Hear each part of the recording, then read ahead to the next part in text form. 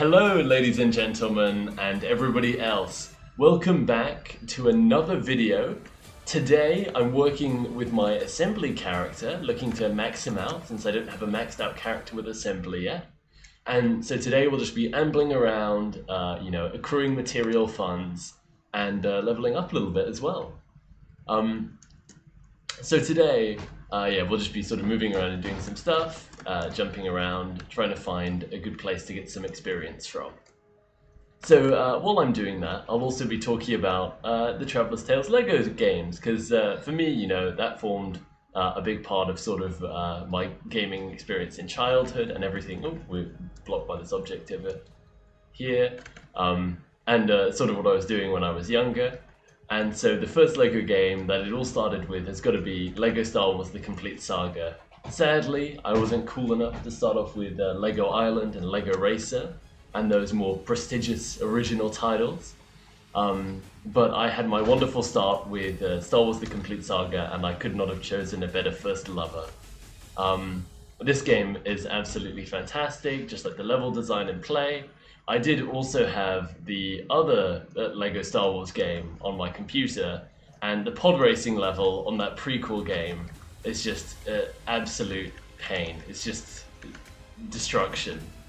Much like I'm leveling on these enemies right now over here. But yeah, in summary, that pod racing level was just an absolute disaster of a level in the original Star Wars. So many painful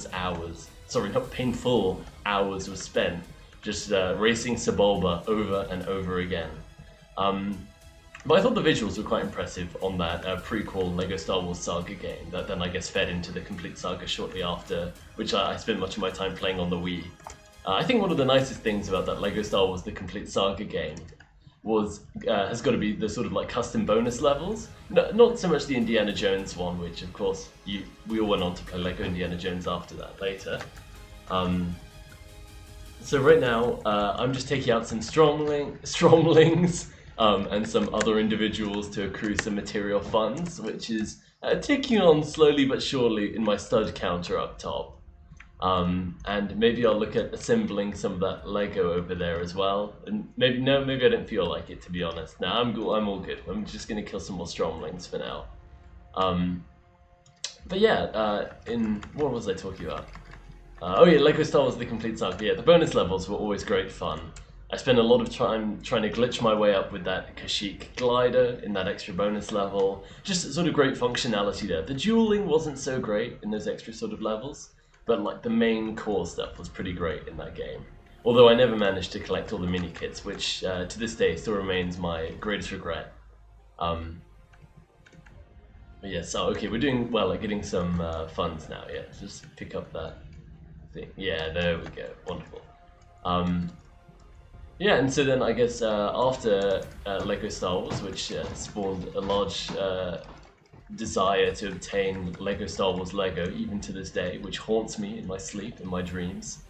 Next came Lego Indiana Jones, which was an absolute classic of a game as well. Although I'd say I didn't enjoy it quite as much as I enjoyed Lego Star Wars: The Complete Saga. But it was still a pretty solid game overall. I think my true love when it came to the Lego games was truly the Lego Batman series.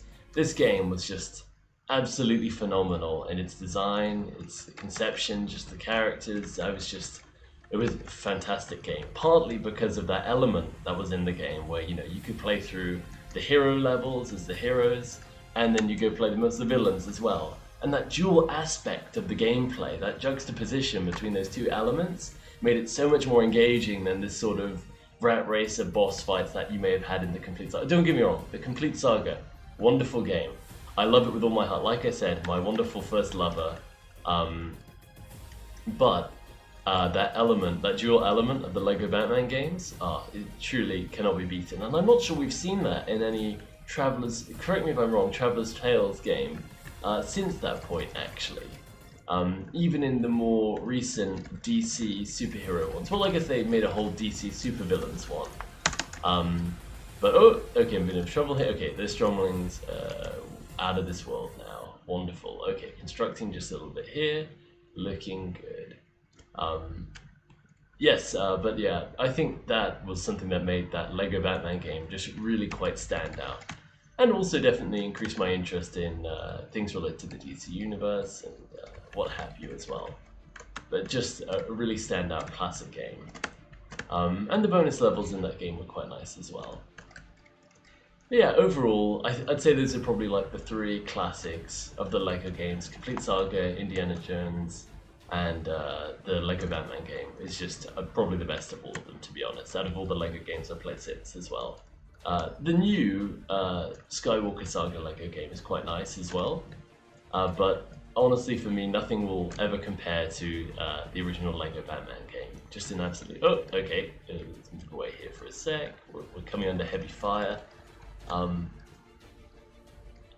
Yes, so we're building these things to then destroy them again, and we've got a counter going on. Oh, we've accrued quite a fair amount of money now. We've got 500 dollarinos, which is quite good for us. Oh, oh no, we're looking a little low on the old health bar. Okay, that's looking slightly better now. I've got to play this one a little bit cautious. As I farm in. Okay, oh yeah, I've spotted something over here with the eyes in the back of my head. I'm gonna maybe try smashing these a little bit. Oh, there we go. That's gonna give me a little bit more health, so I can go back to grinding away over here. But yeah, the Traveler's Tales games, just standard classics in sort of the Lego continuum of games that exist. So yeah, I'm just trying to bump off all of these different robots over here, which are not Stromlings, but are a distinct entity, which whose name is coming to me very quickly. Mechs. These wonderful mechs over here that I'm destroying. And so we're doing quite well in that. We've only got 4 left to bump off now before we reach our target. The quota for the war effort that we're working towards. So that is going quite well. The shurikens are quite nice. Yeah, speaking of shurikens, oh actually no, I don't want to present any controversial opinions related to Ninjago here, so actually I'll keep my opinion to myself.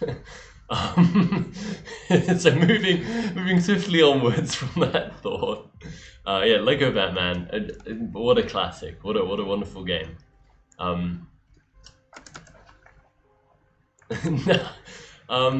Yeah, so Ninjago, you know, unfortunately Ninjago never really did it for me, you know? I think Ninjago was okay, like, when I was younger, you know, the TV show would come on, whatever, but I wasn't really captivated by the plot, you know? There was like short evil guy as well with like the bones or whatever. And like he was like pretty spooky, you know? Sort of like a Jawa, sort of like spookiness.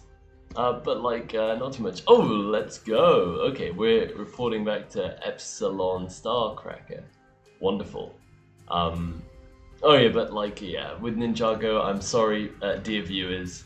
It just never really, you know, fascinated me like Lego Batman did on such a deep emotional level. Oh, wonderful. Okay, we've got a reward. So we can pick a reward here. What's going to be the best to go for? But I can sing the Weekend Whip. Sorry, that just came to me as a revelation right then, so I felt like I had to share it with my dear audience. So yeah, I feel like Ninjago has some good and interesting elements to it. But, you know, it never really particularly captivated me compared to some of the other larger franchises in their Lego form. So we're going to climb that mission, and then I'm going to move over here. Oh, I'm sorry, I'm a little bit disoriented. Yeah, okay, there we go. Okay, now I know where I'm going. I'm just heading over here. Oh, these Stromlings, they didn't even stand a chance. Obliterated. Oh yeah, and I guess, you know, speaking of Star Wars and Lego Star Wars, I realized that after my exam season, I've developed this amazing talent of being able to do quite stunning and impressive impersonations. One of my favorites that I've been really working on recently, you know, into the late hours of the night, I'll sit there alone in my room, on my bed, you know, sort of thinking about how I can perfect the sort of earthiness and throatiness of this impression which I'm about to bless you guys with. which is my Chewbacca impression. And I feel like it's come a long way since I initially started out. It initially started, it had more pigeony elements to it. It's sort of got these light, sort of like fruitier overtones, but now I've sort of got that, rich, earthy, homely Chewbacca-ness, I think, has come into its own a little bit more. Okay, so I'm about to bless you guys with this as I hop across this bridge over here. Here goes nothing. So the key, if you guys are curious actually about how to work on this and perfect it yourselves, I've got some great advice that you guys can use for this. So the Chewbacca voice itself is composed of two sort of key elements that you need to think about. I've spent a lot of hours thinking about this, so I simply... Oh, what happened? Okay, there we go. Bridge is coming back again. I spent a lot of hours thinking about this and perfecting my craft, so I simply reject the notion that any of you can be more informed on the matter. Unless you are Chewbacca yourself, which in that case it's a pleasure to meet you. But the first element of this, which you've really got to get down with the Chewbacca, is the tongue frilling element. This is the first element that exists there. And it's just the element on top, which is where you frill your tongue right on the end. And oh yeah, we're just going to do this mission as well over here. However, while that element is really nice on top, and it's sort of identifiably Chewbacca, what's quite important is getting the right undertone going underneath that as well, to really build up the whole depth of the Chewbacca sound that we all love and know. And for this depthy bit, you sort of need to do a wail, like you're a mother seal that's just tragically found out that your young baby seal has been clubbed to death. Something like... where you sort of get this haunting sort of echo almost, depending on... That's a slightly more sad Chewbacca, but depending on how you sort of rock that undertone, you can really display a variety of emotions that you can use to interact with your fellow humans on a daily basis. And, putting that together, you then get your sort of overall complete Chewbacca impression. So those are the two key elements to work on. And yeah, the tongue frill, it's a little bit more challenging than the undertone bit, and is often the bit that people might struggle with. They can't roll their R's, but it's all about commitment and effort, and just being able to really focus in on that. So we're just heading up to this over here. We're collecting some more coins. This mission is going all right so far, and we're doing pretty well into our grind. So yeah. We're just heading up over here. Yeah, oh, there we go. I can jump again. So fantastic. It feels so strange to finally be liberated from the constriction of exams. Yeah, so I'm just gonna hop up onto this vent. Yeah, hop up here. And damn, I really want to get over to that line, that finish line over there. No, the other way. Yeah, that one over there. I want to go there. I think that would be really cool. I think there's some interesting stuff over there. Okay, we're fine. I'm fine, it's just me here. And I'm a little bit lost though, where I'm going. I think I sort of want to try and get back up to where we were. If I, oh.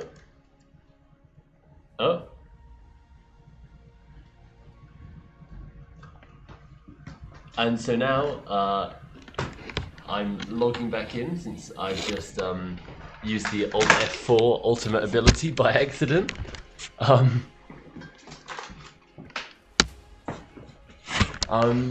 Yeah, so what else is there to talk about?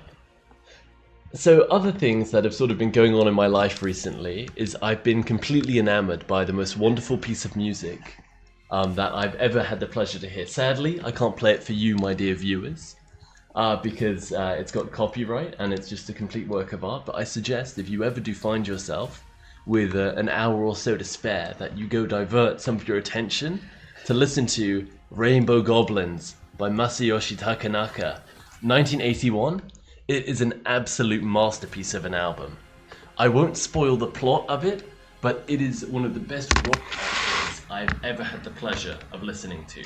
From start to finish, you follow this engrossing plot, and the guitar playing and the instrumentation is just masterful, along with the sort of narration provided. Oh, okay, and we're back into the game, and I'm going to continue talking about Rainbow Goblins anyway.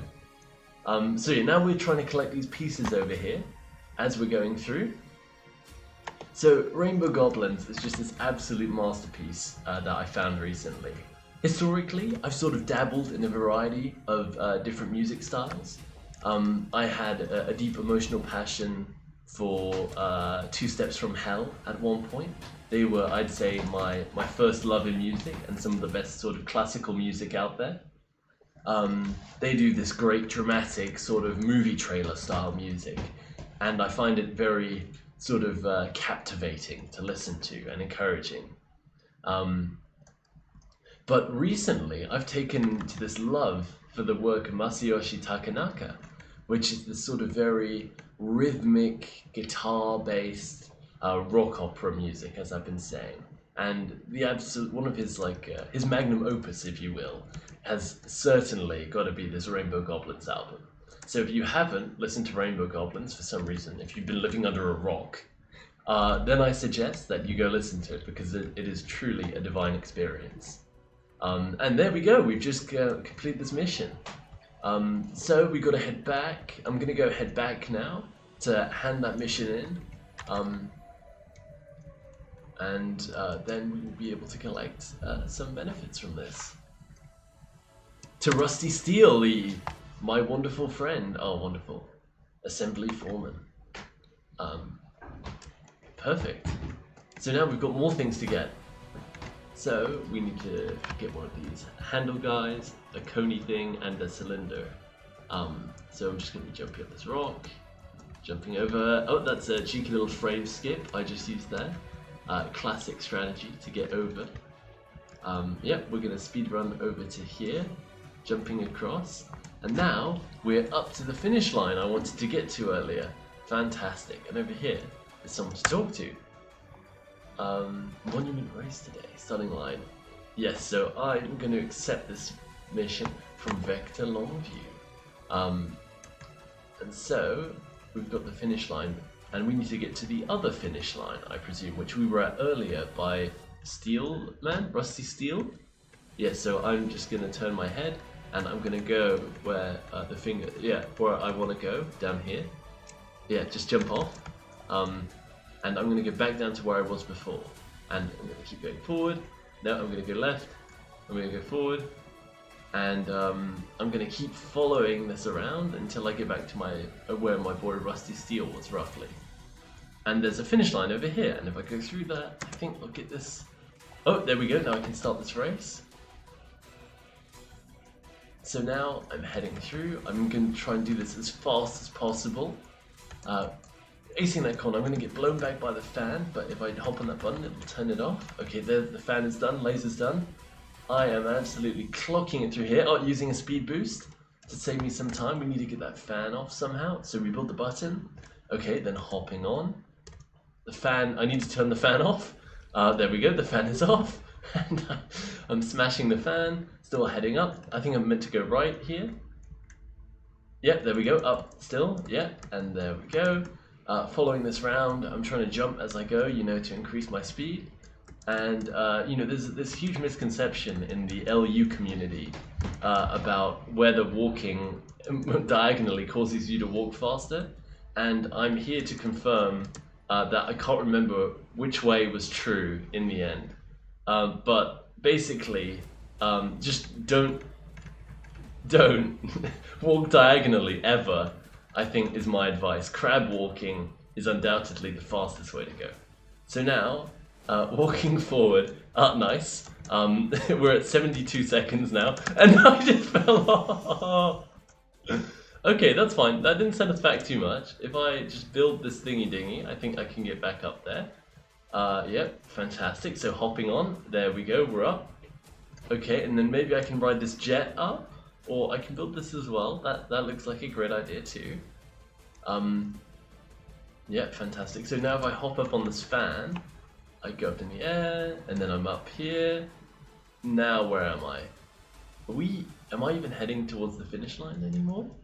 let's just keep building stuff and keep going. You know, the world is your oyster. You know, you shouldn't be afraid to explore. There's always time, you know, for other things, but you should always be able to put aside time to explore. And, oh, I think I'm where I need to be. Oh yeah, this is where we fell off. Yeah, so just keep going. Yeah, so we want to go, yeah, to that race line over there. So how do we just keep jumping up a bit higher though? Maybe we can like, maybe we're meant to go higher. Okay, so let's keep going higher for now, and we'll see if we can get down there. Oh yeah, okay, wait, what if we use that boosty boy over here? Yeah, boosty boy. There we go. Through the finish line, in, yes. There we go. Oh wait. Was that, oh, I think. That might have been world record time. Okay, no, it's not a world record.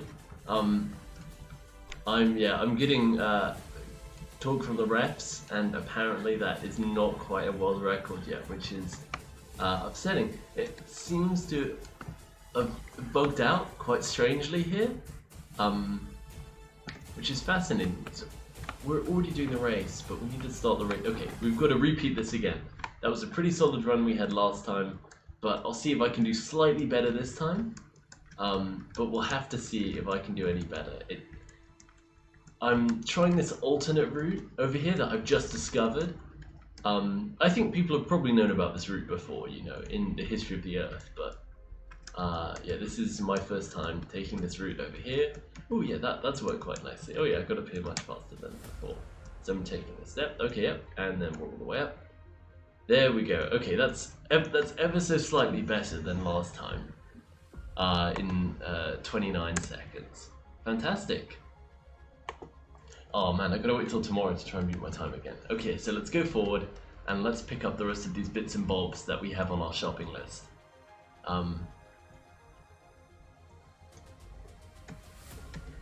Wonderful. Okay, speeding along down this ramp. Let's go pick them up. Great. Yeah, so yes, we want to go over here and let's hop on.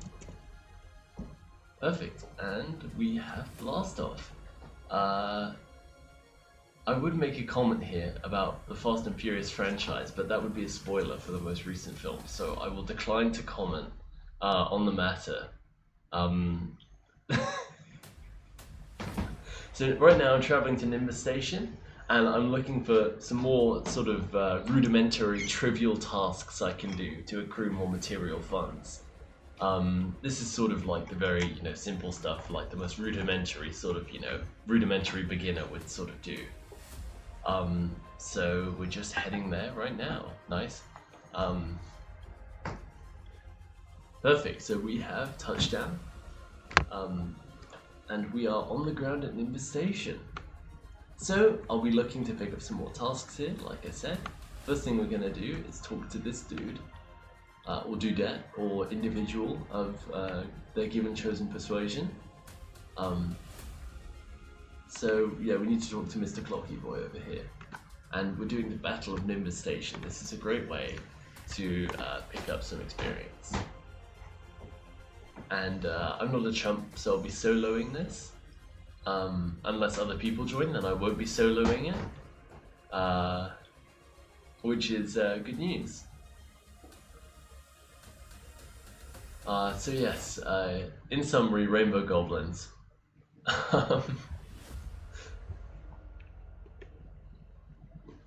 And yep, starting the battle. Here we go.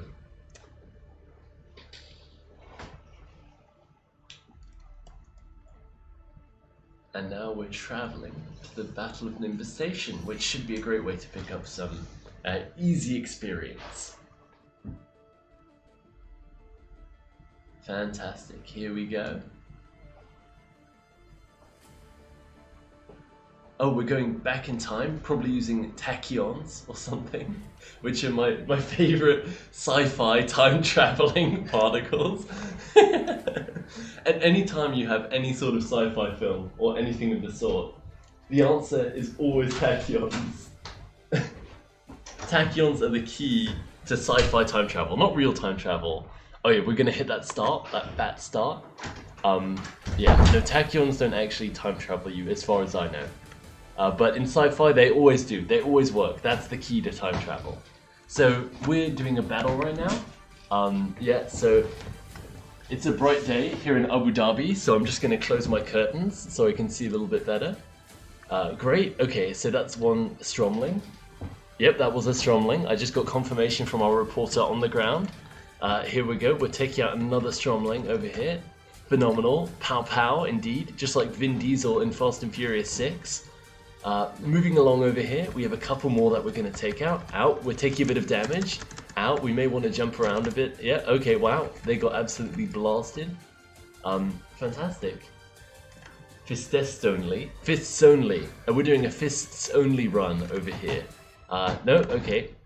Maybe not. Maybe we're not. Wow, what a loser. He just ran all the way away. Oh, and so I pressed the ultimate Alt F4 attack again, and so I've just got to log back into my account. Yeah, so that Alt F4 attack is tricky, you know, you've got to be careful when you use it, because it can just log you out of your account. It's got a 50-50 chance, you know. It works some magic, but it's not a miracle worker.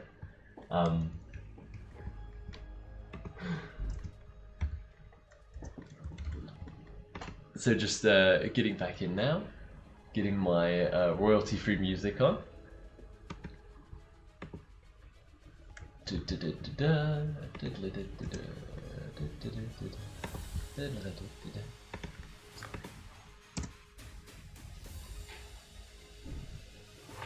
So yeah, alongside my phenomenal Chewbacca impression that you guys had the pleasure of hearing and getting instructions on earlier, there are also several others I've been cultivating over this wonderful shared experience that we called life, over the course of my life.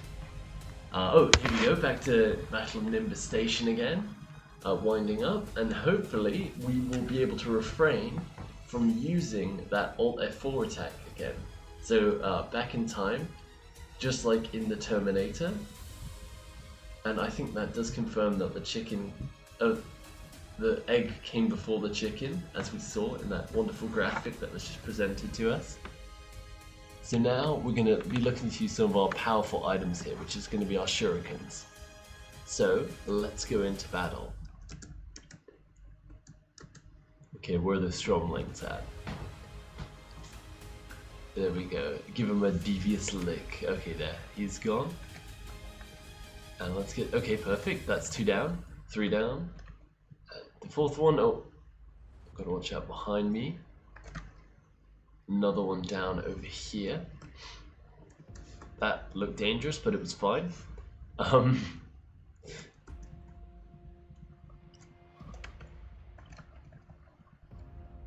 There we go. That's 2 more down. Anything else over here? Looks like we're all clear for now.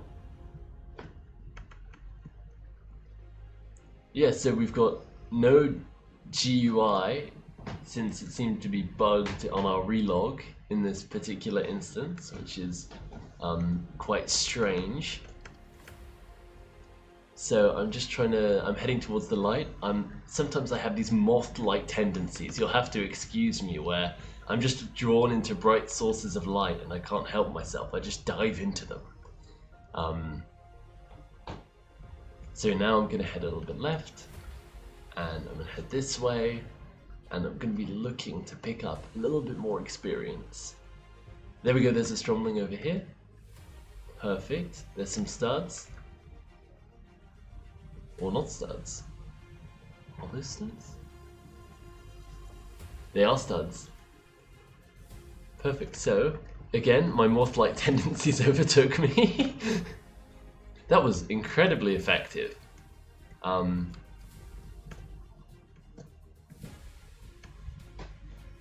So yeah, anyway, before I got a little bit sidetracked with my Stromling attacks over here that I've been performing, I was talking about my wonderful impressions that I've been cultivating. So I think I've been doing this for a long time now, and some of my finest work, my Chewbacca, as you guys had the pleasure of hearing earlier, it's definitely going to be some of my finest work. But I can also do some good impressions of some another favourite, which is Kermit the Frog. So the Kermit the Frog one, I'm much more limited in my range, especially since you have to perform dialogue with Kermit. He has a speaking role in the Muppets, and which is quite a pivotal one. So for Kermit, the key here is to just really sort of strangle up in your throat. You really want to sort of tightly squeeze your vocal cords in order to be able to get that Kermit sound to come out.